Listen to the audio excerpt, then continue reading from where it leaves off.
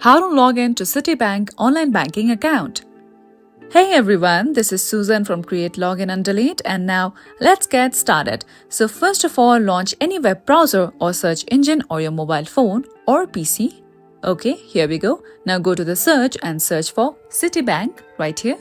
Okay, now select the first link which is on top. That is the official website for Citibank. So once you're on the website, just tap on the sign on option at the top right corner. Right here, okay? Just tap on it.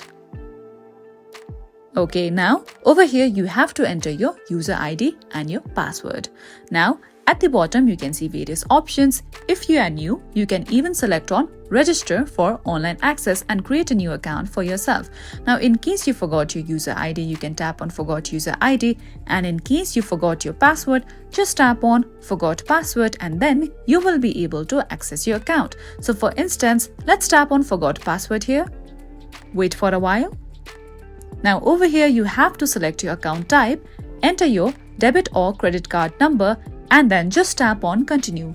Thereafter, you'll get the procedures in order to recover your account in Citibank Online Banking. And this is it for today. If you found this video helpful and informative, don't forget to like and subscribe.